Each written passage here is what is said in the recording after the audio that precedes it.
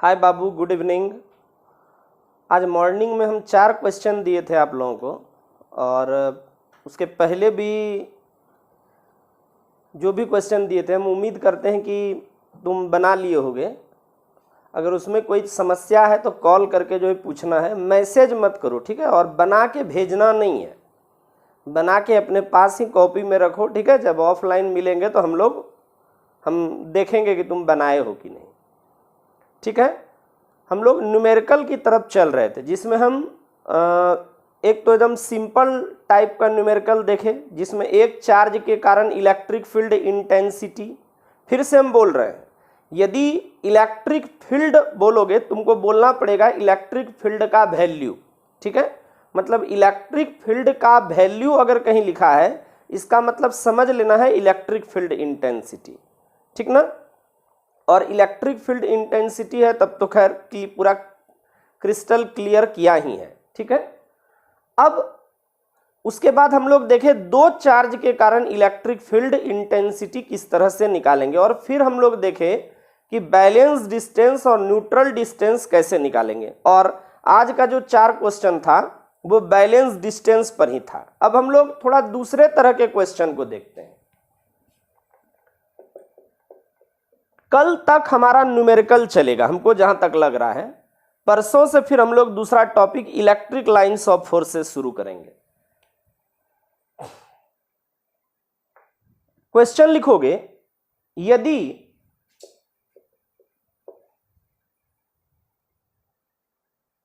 दो nano coulomb का एक चार्ज, इंग्लिश मीडियम वाला इसको ट्रांसलेट कर लेगा, यदि 2 नैनो कूलम्ब का एक चार्ज ओरिजिन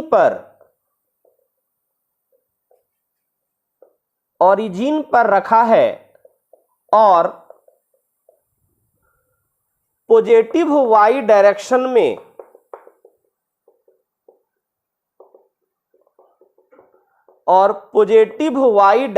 में 8 गुने 10 पर पावर -4 न्यूटन का फोर्स लग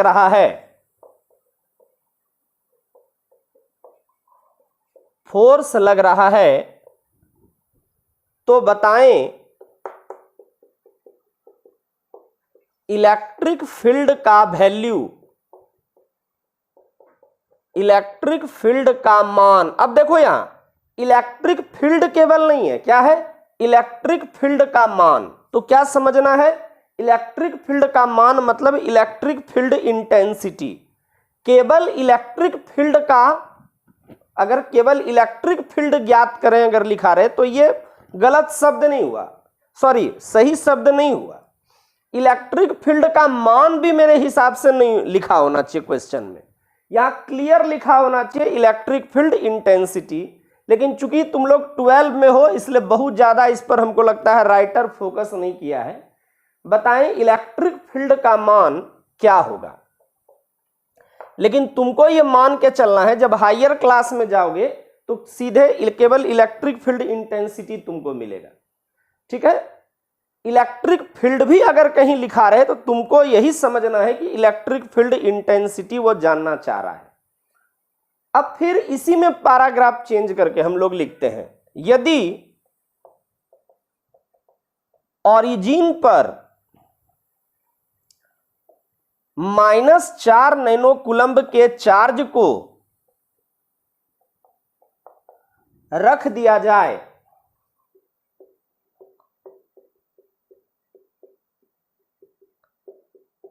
तो लगने वाला फोर्स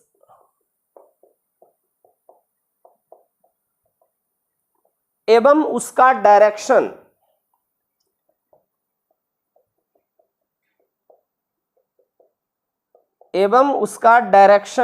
क्या होगा, ठीक है। ये हमारा जो है क्वेश्चन है, ठीक है। अब हम लोग देखते हैं,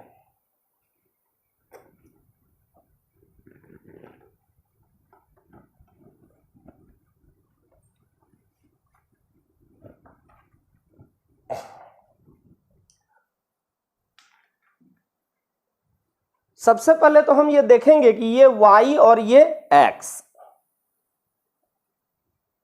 और ये y, और क्वेश्चन कह रहा है कि ओरिजिन पर चार्ज रखा हुआ है, ओरिजिन पर चार्ज रखा हुआ और इस चार्ज का वैल्यू कितना है, तो वैल्यू है 2 नैनो कूलम्ब, और कह रहा है कि फोर्स जो लग रहा है वो लग रहा है पॉजिटिव y डायरेक्शन में, ये पॉजिटिव y डायरेक्शन है, और फोर्स कितना लग रहा है, तो लग रहा है 8 गुने 10 पर पावर माइनस 4 न्यूटन। अब जरा सा देखो, चार्ज भी पॉजिटिव है, ठीक है, तो इलेक्ट्रिक फील्ड इंटेंसिटी जरूर लग रहा होगा इधर, मतलब इलेक्ट्रिक फील्ड इंटेंसिटी जो मिल रहा होगा वो किधर मिल रहा होगा, इधर पॉजिटिव y डायरेक्शन में। ये क्लियर है क्योंकि इधर ही फोर्स लग रहा है, और जिधर फोर्स लग रहा है इलेक्ट्रिक फील्ड इंटेंसिटी का डायरेक्शन भी उधर ही होगा, तो ये इलेक्ट्रिक फील्ड इंटेंसिटी का डायरेक्शन ऊपर की तरफ हो गया। अब हम लोग देखते हैं क्या क्या दिया है। तो सबसे पहले हमारा दिया है 2 नैनो कूलम्ब, 2 गुने 10 पर पावर माइनस 9 कूलम्ब। हमको निकालना क्या है, इलेक्ट्रिक फील्ड इंटेंसिटी या इलेक्ट्रिक फील्ड का वैल्यू, ठीक। और फोर्स कितना लग रहा है, तो फोर्स लग रहा है 8 गुने 10 पर पावर माइनस 4 न्यूटन, ठीक है। अब जरा सा देखो, फोर्स बराबर एक फॉर्मूला हम लोग पढ़े हैं, F बराबर क्या पढ़े हैं, तो F बराबर पढ़े हैं QE। तो यहां से F का वैल्यू पुट कर दो, 8 गुने 10 पर पावर माइनस 4, और Q का वैल्यू जरा बोलो क्या है, तो 2 गुने 10 पर पावर माइनस 9 और गुने E। तो यहां से अब जरा सा देखो E बराबर क्या हो जाएगा, तो E बराबर हो जाएगा 8 गुने 10 पर पावर माइनस 4 बटे 2 गुने 10 पर पावर माइनस 9। यहां से इसको कटा दो, कितने बार में, 4 बार में, तो हो जाएगा 4 गुने 10 पर पावर माइनस 4, ऊपर चला गया, हो गया 10 पर पावर 9। तो E बराबर हमारा कितना हो गया, तो E बराबर हो गया 4 गुने 10 पर पावर 5, 4 गुने 10 पर पावर 5, और ये न्यूटन पर कूलम्ब। चूंकि इलेक्ट्रिक फील्ड इंटेंसिटी का, फिर हम बोल रहे हैं इलेक्ट्रिक फील्ड इंटेंसिटी, ठीक है, लेकिन बोर्ड में अगर इलेक्ट्रिक फील्ड भी रहे तो तुमको समझना है इलेक्ट्रिक फील्ड इंटेंसिटी वो कहना चाह रहा है, ठीक है। और ये मेरा इलेक्ट्रिक फील्ड इंटेंसिटी निकल गया, मतलब इलेक्ट्रिक फील्ड का मान निकल गया, ठीक है। अब देखो इसी में क्वेश्चन को जोड़ा है थोड़ा सा, क्या कि अब इस चार्ज को हटा देंगे और इसके जगह पर क्या रख देंगे, -4 नैनो कूलम्ब। चलो अब पैराग्राफ चेंज कर वाला जो क्वेश्चन है उसको देखते हैं, क्या कह रहा है। तो कह रहा है कि इस बार यही x है और यही y है और पॉजिटिव y है, और इलेक्ट्रिक फील्ड इंटेंसिटी हमारा किधर है, तो इलेक्ट्रिक फील्ड इंटेंसिटी हमारा ऊपर की तरफ है, 4 गुने 10 पर पावर 5 न्यूटन पर कूलम्ब, और ओरिजिन पर जो चार्ज रखा गया है इस बार उसका मान कितना है, तो मान है -4 नैनो कूलम्ब। अब जरा सा देखो, चार्ज यहां हो गया माइनस, प्लस था तो फोर्स किधर लग रहा था, ऊपर की तरफ, और चार्ज हो गया माइनस तो फोर्स किधर लगने लगा, फोर्स लगने लगा नीचे की तरफ, ठीक है। चार्ज प्लस था इसके पहले, तो फोर्स जरा देखो फिगर में हम ऊपर दिखाए थे इलेक्ट्रिक फील्ड की तरफ, लेकिन चार्ज माइनस है, तो माइनस चार्ज क्या बता रहा है, तो माइनस चार्ज ये बता रहा है कि फील्ड इंटेंसिटी जिधर है, फील्ड इंटेंसिटी जिधर है उसके अपोजिट फोर्स लगेगा, और फोर्स कितना लगता है, तो फोर्स उतना ही लगता है। तो पहले तो ये क्लियर हो गया, फोर्स का डायरेक्शन यहीं पर लिख देना है, फोर्स का डायरेक्शन, चूंकि हमारे क्वेश्चन में ये भी पूछ रहा है, तो किधर होगा, ये प्लस y है तो फोर्स हमारा लगेगा -y की तरफ। ये काम पहले ही कर देना है डायरेक्शन का। अब फिर से वही बात, अब F का हमको मान भी निकालना है कि ये कितना होगा। तो क्या क्या दिया है, तो Q हमारा दिया है -4 नैनो कूलम्ब। तो ये हो गया -4 और 1 नैनो में कितना, 10⁻⁻⁹। और E बराबर कितना है, तो E बराबर वही है 4 × 10⁻5 न्यूटन पर कूलम्ब। और हमको यहां से निकाल देना है फोर्स। अब जरा सा देखो, फोर्स का डायरेक्शन हम ऑलरेडी लिख चुके हैं, तो अब हमको यहां पर माइनस चिन्ह लेने की जरूरत नहीं है फॉर्मूला में। तो अब हम क्या करेंगे, सीधे फिर से फोर्स लगाएंगे। वी नो F बराबर QE, और F बराबर QE, Q का मान हमारा क्या हो जाएगा, Q का मान हमारा हो जाएगा 4 × 10⁻⁻⁹ और E का मान कितना हो जाएगा 4 × 10⁻5। ये हो गया 16 × 10⁻⁻4। तो यहां से हमारा कूलम्बिक फोर्स कितना हो जाएगा, तो F बराबर हो जाएगा 16 × 10⁻⁻4 न्यूटन। ये हमारा हो गया कूलम्बिक फोर्स। Answer clear. इसको उतार लो और इसी तरह का एक क्वेश्चन लिखो जल्दी से। यदि ओरिजिन पर 6 माइक्रो कूलम्ब का चार्ज, यदि ओरिजिन पर 6 माइक्रो कूलम्ब का चार्ज रखा है और इस पर 2 × 10⁻⁻5 न्यूटन का, और इस पर 2 × 10⁻⁻5 न्यूटन का कूलम्बिक फोर्स लग रहा है, कूलम्बिक फोर्स लग रहा है, तो बताएं इलेक्ट्रिक फील्ड का मान क्या होगा। फिर से, इलेक्ट्रिक फील्ड का मान मतलब electric field intensity, electric field का मान क्या होगा। फिर से पैराग्राफ चेंज करके लिखिएगा। यदि ओरिजिन पर -8 माइक्रो कूलम्ब का चार्ज रख दिया जाए, यदि ओरिजिन पर -8 माइक्रो कूलम्ब का चार्ज रख दिया जाए, तो बताएं लगने वाला कूलम्बिक फोर्स, तो बताएं लगने वाला कूलम्बिक फोर्स एवं उसका डायरेक्शन क्या होगा। लगने वाला कूलम्बिक फोर्स एवं उसका डायरेक्शन क्या होगा। अब हम लोग दूसरे तरह के क्वेश्चन में चलते हैं। कभी कभी क्या होता है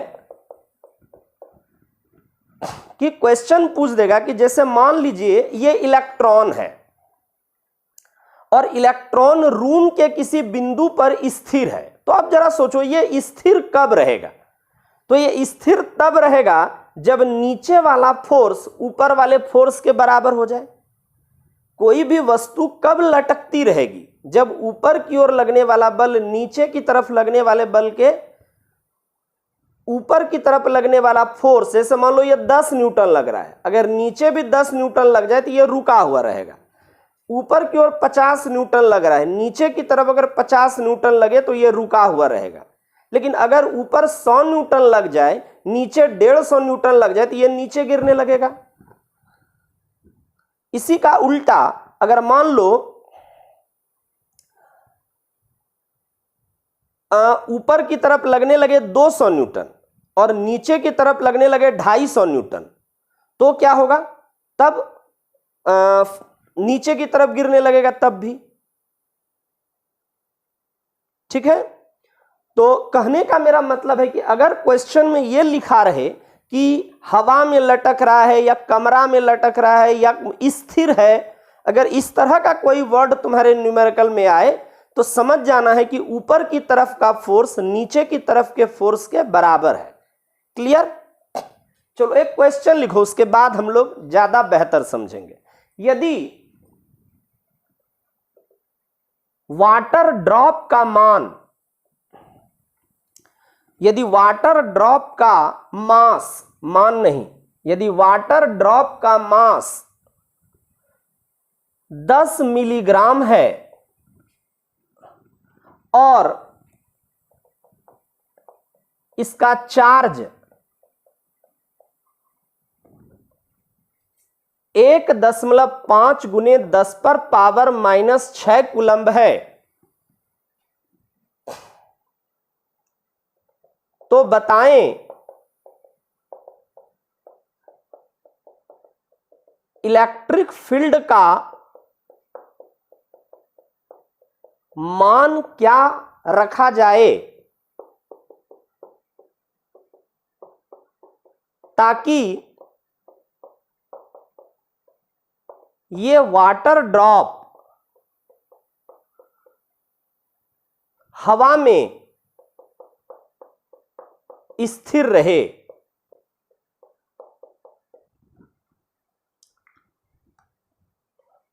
क्वेश्चन को समझो, क्या ये कहना चाह रहा है?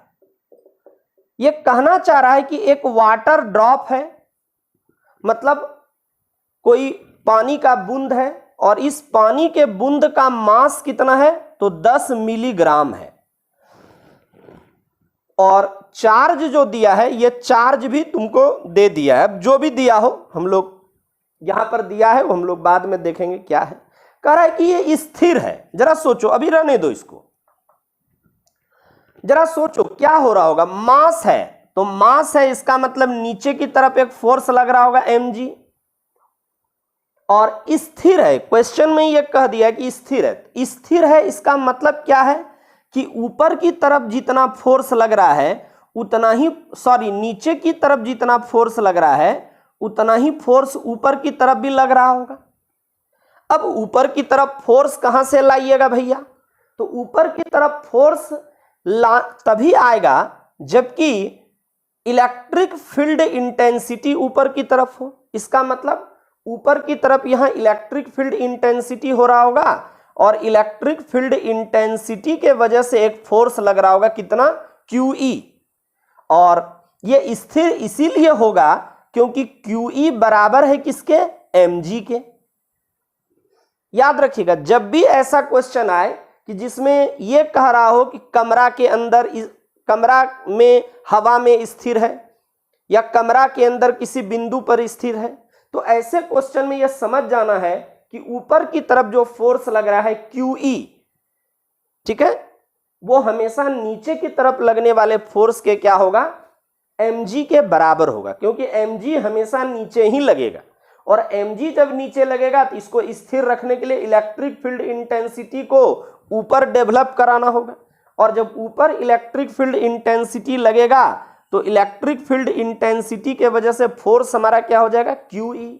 अब जरा सा देखिए क्या क्या दिया है। तो सबसे पहले तो हमारा दिया है Q, और ये Q कितना है? तो 1.5 गुने 10 पर पावर -6 कूलम्ब, और मास हमारा क्या है? तो m हमारा है 10 मिलीग्राम, और 1 मिलीग्राम में कितना ग्राम होता है? तो 1 मिलीग्राम में 10 पर पावर -6 kg होता है, ग्राम नहीं, kg में बदलना है, क्योंकि kg ही SI यूनिट है। और हमको यहां से निकालना है क्या? Electric field. क्लियर? चूंकि वाटर ड्रॉप स्थिर है, यह क्वेश्चन में ही कह रहा है, वाटर ड्रॉप स्थिर है, इसलिए ऊपर वाला फोर्स बराबर नीचे वाला फोर्स। अब इतना वहां पर राम कहानी नहीं लिखना है, ऊपर वाला फोर्स नीचे वाला फोर्स, तुम लोग डायरेक्ट ये लिख देना। मतलब ऊपर वाला फोर्स कितना? QE, और नीचे वाला फोर्स कितना? mg।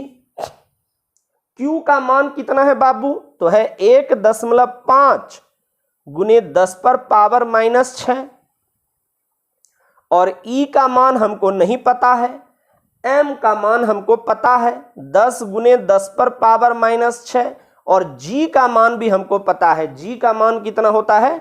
होता तो है 9.8, लेकिन हम लोग ले लेंगे 10। ठीक है, अब यहां से सॉल्व करो।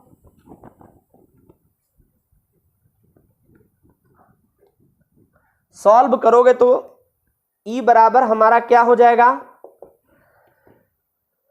10 पर पावर 2 गुने 10 पर पावर -6, और नीचे लेते आओ, इधर गुना में है तो भाग में हो जाएगा 1.5 गुने 10 पर पावर -6।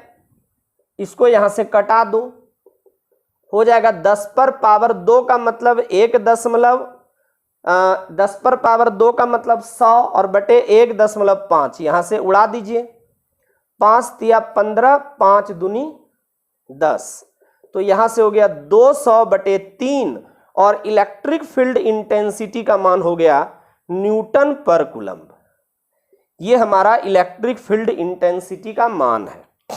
ठीक है, इतना उतारो जल्दी। इस तरह का क्वेश्चन आना चाहिए बोर्ड में, लेकिन ये सब पूछता ही नहीं है। तब ना यार तुम लोग अच्छा टीचर बुरा टीचर में फर्क नहीं समझ पाते हो। तब ना कमजोर लड़का भी 410 नंबर लाके अपने आप को समझता है कि पूरा फिजिक्स ही उसको आ गया, केमिस्ट्री ही आ गया, मैथ ही आ गया, और जब जेईई मेन और नीट में बैठता है तो क्वेश्चन भी नहीं समझ पाता है।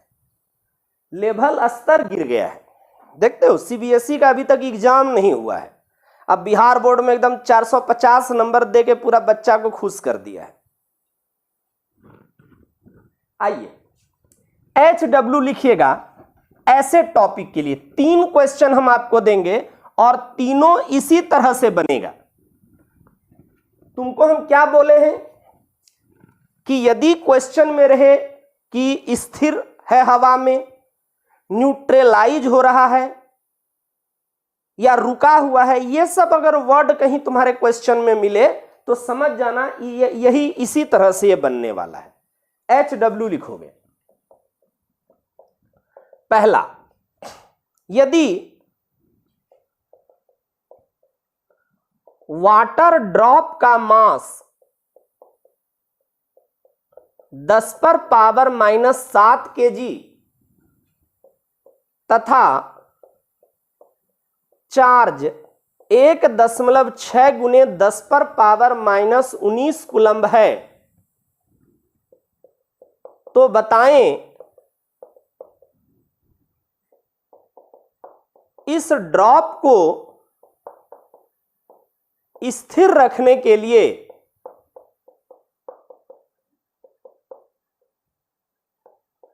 कितना इलेक्ट्रिक फील्ड इंटेंसिटी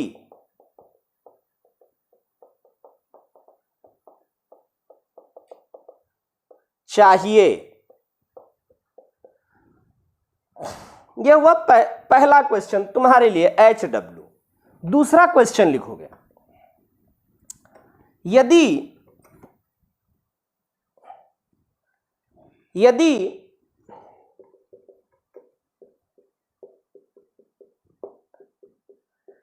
एक पार्टिकल का मास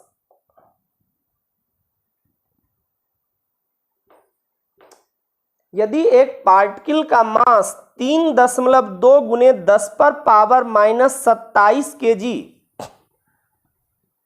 तथा चार्ज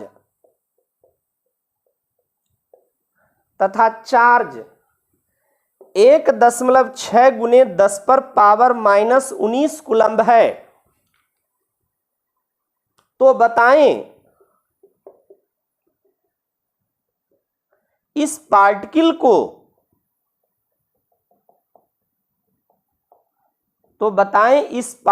को हवा में स्थिर रखने के लिए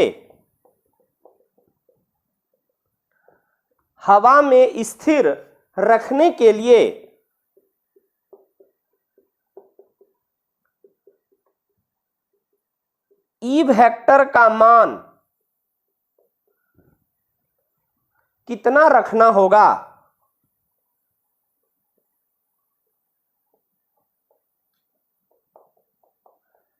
ई वेक्टर का मान कितना रखना होगा।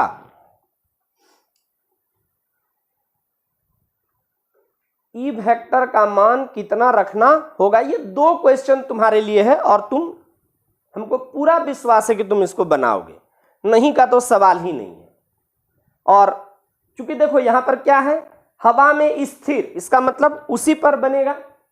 ड्रॉप को स्थिर रखने के लिए तो समझ जाना है उसी टॉपिक पर क्वेश्चन बनेगा, ठीक है।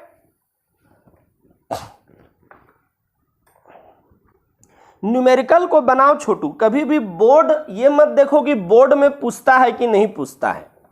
भविष्य में तुमको ही तुम्हारे बच्चे को पढ़ाना होगा, अपने छोटे भाई को गाइड करना होगा, अपने भतीजा को तुम गाइड करते होगे, लड़की हो ससुराल जाओगी वहाँ बहुत तरह का तुमको छोटा बच्चा को गाइड करने मिलेगा। तो उस समय जो है तुमको एहसास होना चाहिए कि नहीं तुम्हारे पास सही में जानकारी है, और एक जानकार व्यक्ति का समाज में बड़ा डिमांड है।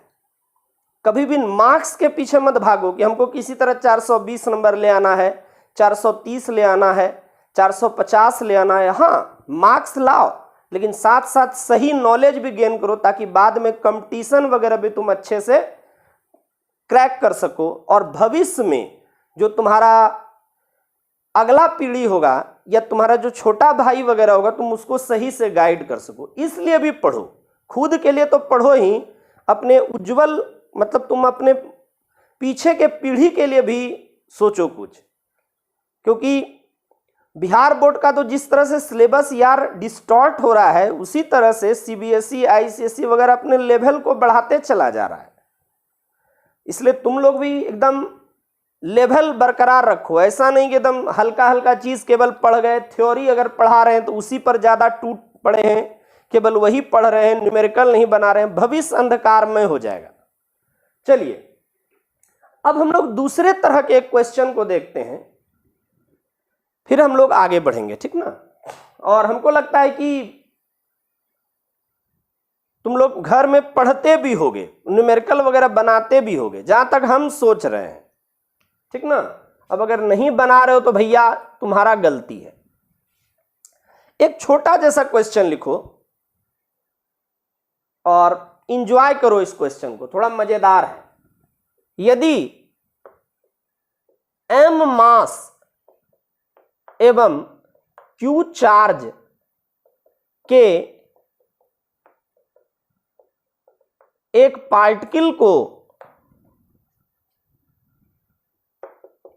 E मान वाले इलेक्ट्रिक फील्ड में u वेग से प्रवेश कराया गया है,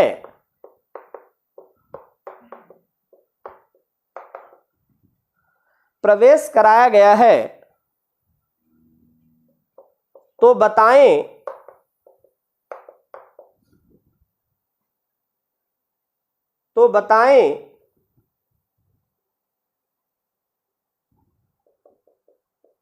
कितनी दूरी तय करने के बाद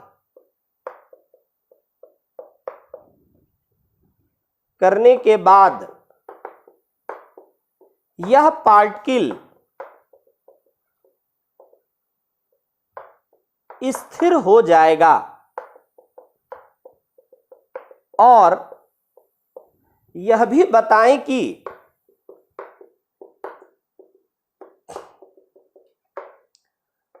स्थिर होने में कुल कितना समय लगेगा। ध्यान से समझिएगा क्वेश्चन को, बड़ा मजेदार है भाई। तुम लोगों को तो लगता होगा हाँ मजेदार तो है ही ना, लेकिन सच में तुम जब भविष्य में आगे बढ़ोगे, 12 पास करोगे, हायर एजुकेशन जब लोगे, इंजीनियरिंग मेडिकल करोगे, तब तुमको यह एहसास होगा कि तुम्हारा सच्चा साथी यही सब है।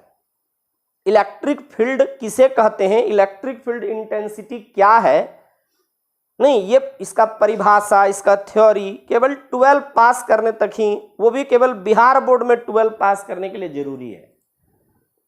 उज्जवल भविष्य के लिए यही सब तुमको समझना होगा, यही कॉन्सेप्ट है, ठीक है।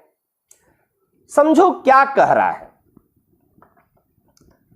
कह रहा है कि एक ऐसा क्षेत्र है जिसमें इलेक्ट्रिक फील्ड का मान है E। ठीक है, तो मान लेते हैं कि एक कोई क्षेत्र है, यह क्षेत्र है और इसमें इलेक्ट्रिक फील्ड का मान कितना है, तो E है। अब एक चार्ज को, कोई ऐसा लड़का है, एक पार्टिकल को जिसका मास है m और चार्ज है q, इसको फेंक देता है। तो फेंकता जब है तो उसका वेग क्या है, तो उसका वेग है u। उसके बाद ये कह रहा है कि थोड़े देर बाद ये यहां पर आकर रुक जा रहा है, ये पार्टिकल यहां पर आकर क्या हो जा रहा है, रुक जा रहा है। तो जब रुक जा रहा है तो हमको बताना है कि यहां से यहां तक जब ये चला तो कितनी दूरी को तय किया होगा।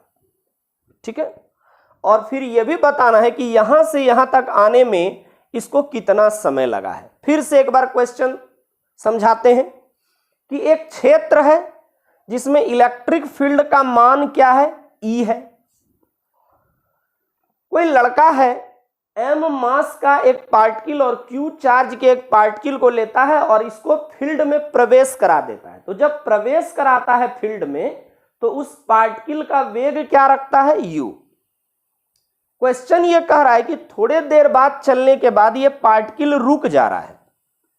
तो जब रुक जा रहा है तो फाइनल वेलोसिटी क्या हो जाएगा, 0। तो कह रहा है कि जब ये शुरू किया चलना और जब रुक गया तो शुरू करने से लेकर रुकने के दौरान उसने कितनी दूरी तय की, और फिर यह भी बताना है कि कितने समय में यह पार्टिकल रुक गया। तो अब तुम्हारे माइंड में दो चीज आ रहा होगा। पहला चीज तो यह आ रहा होगा कि E दिया है तो F बराबर QE फॉर्मूला तो यूज होगा ही होगा। दूसरा यह भी तुम्हारे माइंड में आ रहा होगा, U दिया है, V दिया है, S दिया है, S निकालना है, T निकालना है। मतलब तुम्हारे माइंड में एक और बात चल रहा होगा कि जरूर S बराबर UT plus half AT square, V बराबर U plus AT, V square बराबर U स्क्वायर प्लस 2AS का यूज होगा। इतना अगर तुम्हारे माइंड में चल रहा है इसका मतलब जरूर तुम अच्छे स्टूडेंट हो, और यदि नहीं चल रहा है तुम्हारे माइंड में इतना बात तो भैया तुम्हारा जो है भविष्य अंधकारमय है, तुमको और पढ़ने की जरूरत है। मतलब क्वेश्चन तो तुमको ये समझाने के लिए उतावला है। पहला क्या कि F बराबर QE फॉर्मूला का प्रयोग कहीं ना कहीं होगा। दूसरा बात क्या समझाने के लिए उतावला है कि इस तीनों समीकरण में से कोई समीकरण का यूज इसमें होगा। तो अब आइए देखते हैं क्या क्या है। तो सबसे पहले तो दिया है हमारा प्रारंभिक वेग कितना है, तो प्रारंभिक वेग है u। अंतिम वेग कितना है, तो अंतिम वेग है 0, रुक जा रहा है। निकालना है s और निकालना है t। अब जरा सा एक चीज देखो, a नहीं दिया है, t नहीं दिया है, s नहीं दिया है, v दिया है, u दिया है, a नहीं दिया है, नहीं, लेकिन चार्ज दिया है और मास दिया है। इतना बात दिया है। क्या क्या दिया है, u दिया है, v दिया है, मास दिया है, चार्ज दिया है। क्या क्या नहीं दिया है, s नहीं दिया है, t नहीं दिया है, a नहीं दिया है। तो पहले हम लोग a निकालने की कोशिश करते हैं। जरा सा सोचो F बराबर क्या होता है, तो E यहां पर दिया है। एक चीज और दिया है, क्या दिया है, इलेक्ट्रिक फील्ड का मान दिया है। तो हमको पता है F बराबर क्या होगा। किसी भी क्वेश्चन में अगर इलेक्ट्रिक फील्ड का मान दे दिया है या इलेक्ट्रिक फील्ड इंटेंसिटी दे दिया है तो यह तय है कि यह फॉर्मूला लगेगा ही लगेगा। तो F बराबर QE लगा दिए, और हमको एक और फॉर्मूला पता है, F बराबर MA। M दिया है इसलिए MA हम लगा सकते हैं। तो यहां से F बराबर हो गया MA, और यहां से ये क्लियर हो गया A बराबर कितना, तो QE बाय M। मतलब A हमारा निकल गया, ठीक ना।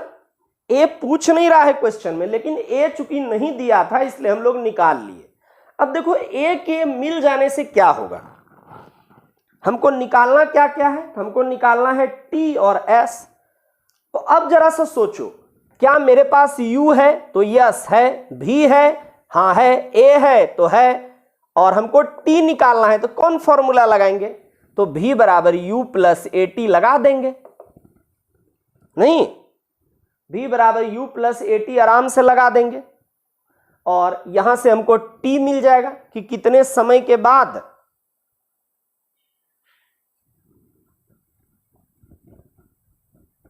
हमारा ये चार्ज्ड पार्टिकल रुक जाएगा। दूसरा S निकालना है, नहीं, और तो S के लिए दो formula, ut plus half A T square, और दूसरा क्या, तो v स्क्वायर बराबर u स्क्वायर प्लस 2as, इस दोनों में से कोई लगा देंगे। t पहले निकाल लेंगे तो ये फॉर्मूला लगा देंगे, t अगर बाद में निकालेंगे तो पहले ये फॉर्मूला लगा के s निकाल देंगे ना। चलिए, थोड़ा सा तुमको भारी लग रहा होगा, लेकिन क्या करोगे, एक्चुअली 12 आसान है भी नहीं। नाउ v बराबर u प्लस ए टी। अब यहां से जरा देखो, v मेरा क्या है, तो v है 0, u क्या है, तो u हमारा है u, और a क्या है बाबू, तो a हमारा है QE बाय m, और हमको निकालना है t। तो देखो तो कैसे t निकल जाएगा,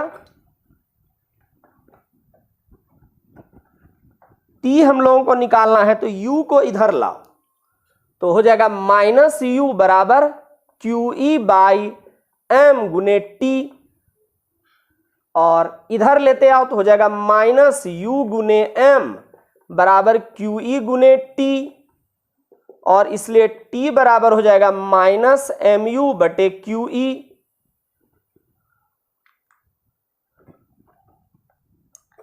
अब यहां से ये क्लियर है कि t बराबर हमारा क्या हो गया, माइनस mu बटे t, लेकिन हमको तो ये पता है कि t कभी भी माइनस में नहीं होगा। इसका मतलब माइनस साइन हमको जरूर कुछ और बताना चाह रहा है। तो माइनस साइन हमको ये बताना चाह रहा है छोटू कि u वेग से जो ये चलना शुरू किया, तो फिर जैसे जैसे ये आगे बढ़ा इसका वेग घटता चला गया। नहीं, मतलब माइनस साइन हमको ये बताना चाह रहा है कि वेग में कमी हो रही है। नहीं, तो ये उत्तर तो हमारा हो ही गया, लेकिन यहां पर नीचे हम क्या लिख देंगे, निगेटिव साइन यह बता रहा है कि वेग में कमी हो रही है। ठीक है, इसलिए t बराबर हमारा क्या होगा, तो माइनस हटा देंगे, क्योंकि माइनस का हमको पता चल गया क्या बता रहा है। तो टाइम हमारा हो गया mu बटे QE, ये टाइम हमारा निकल गया। और जब टाइम हमको मिल गया तो अब हम दूरी निकाल देते हैं, या विस्थापन जो भी कहो, क्योंकि सरल रेखा में चल रहा है तो दोनों सेम होगा। अगेन s बराबर ut plus half A T square, s u का मान कितना 0 गुने t, हाफ a का मान कितना, तो a का मान QE बाई m, और t का मान कितना, तो t का मान mu बटे QE का होल स्क्वायर। ये पूरा हो गया मेरा 0,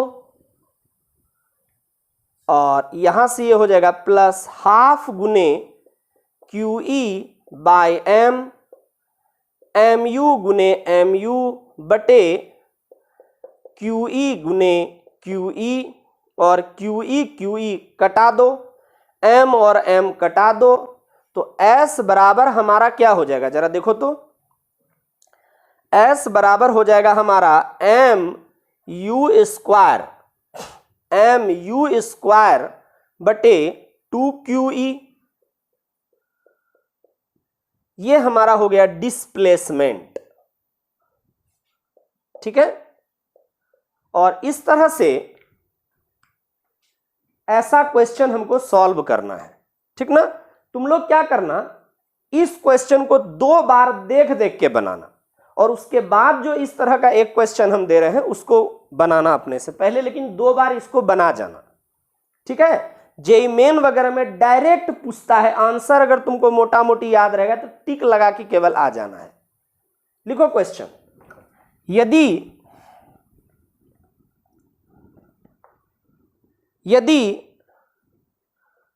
2m मास एवं Q/2 चार्ज, यदि 2m मास एवं Q/2 चार्ज के एक पार्टिकल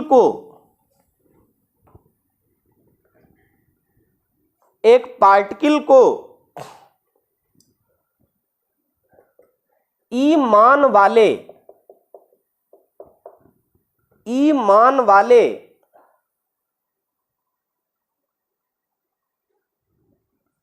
इलेक्ट्रिक फील्ड के अंदर, E मान वाले इलेक्ट्रिक फील्ड के अंदर 2u वेग से प्रोजेक्ट किया जा रहा है,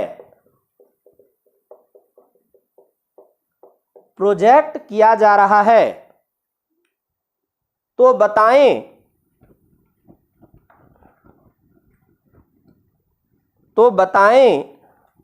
कितनी दूरी तय करने के बाद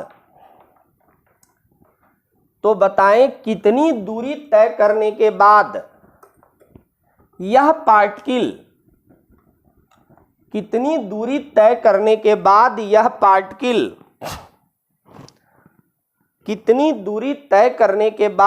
पार्टिकल रेस्ट में आ जाएगा, और यह भी बताएं कि रेस्ट में आने के लिए कितना समय लगेगा। तो इस तरह से हम लोग 3 तरह के न्यूमेरिकल को आज देखे हैं, और हम आशा करते हैं कि जितना भी क्वेश्चन तुमको दिए हैं वो तुम सॉल्व जरूर करोगे, ठीक है। आज यहीं तक रहने देते हैं बाबू। फिर से हम बोलेंगे कि 18 तारीख के बाद केवल उसी बच्चे को हम पढ़ा पाएंगे जिसका एडमिशन हो चुका है, ठीक है। अदरवाइज हम हटा देंगे ग्रुप से भी, और ऐप में तो नहीं जोड़ेंगे। धन्यवाद।